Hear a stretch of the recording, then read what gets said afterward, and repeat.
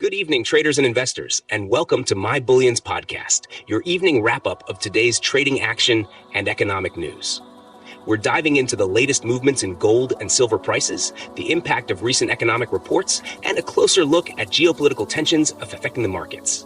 It's been a busy day, so let's get started. First, let's talk about precious metals. Gold opened today at $2,337, hit a high of $2,359 and a low of $2,337. The weekly high is $2,364 and the weekly low is $2,322. We're looking at a next resistance level of $2,400 and as a support level at $2,280. What do you make of this? Guess gold's price action reflects a lot of the economic and geopolitical uncertainty we're seeing right now. Ending May with a 1.7% rise, gold continues to be a safe haven asset, attracting investors looking to hedge against market volatility and economic downturns. And what about silver? It opened at $31.15 a day, reached a high of $31.76 and a low of $30.78. The weekly high is $32.29 and the weekly low is $30.35. The next resistance level for silver is $35.58, with support at $26.10.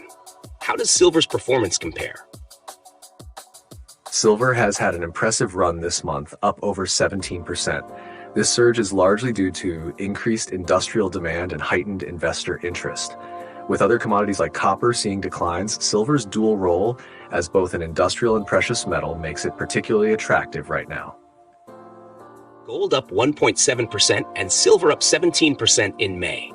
Quite a difference. May has been quite a month with significant gains for silver. So, let's break down some economic reports. In the US, personal income increased by $65.3 billion, or 0.3% in April. Disposable personal income went up by $40.2 billion, while personal outlays increased by $42.8 billion. Consumer spending rose by $39.1 billion. The personal saving rate stood at 3.6%. What do these figures tell us? These figures suggest a modest increase in economic activity. However, the relatively low savings rate could be a concern for future economic stability. People are spending but not saving as much, which could indicate underlying financial strain or confidence in the economy. Interesting. Now let's shift to the Eurozone. Inflation rose to 2.6% in May, according to Eurostat. Despite this rise, the market still expects the European Central Bank to cut interest rates next week.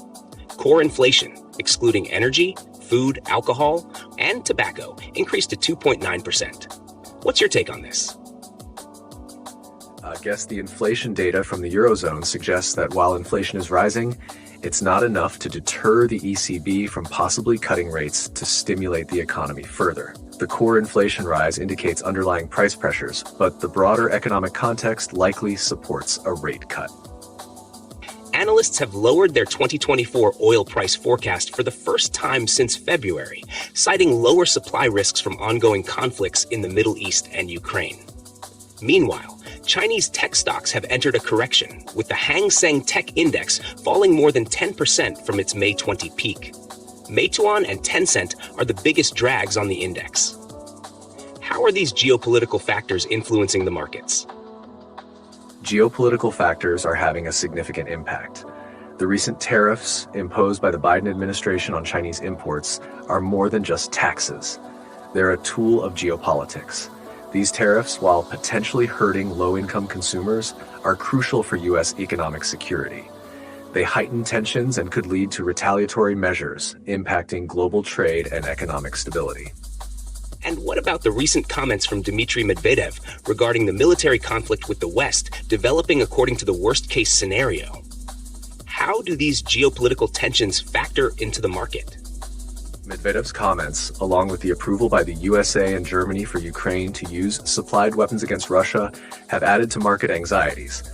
These tensions create uncertainty, driving investors towards safe haven assets like gold and silver and contributing to market volatility.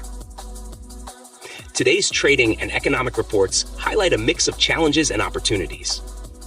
Gold and silver prices are reflecting broader economic uncertainties, with key resistance and support levels to watch closely.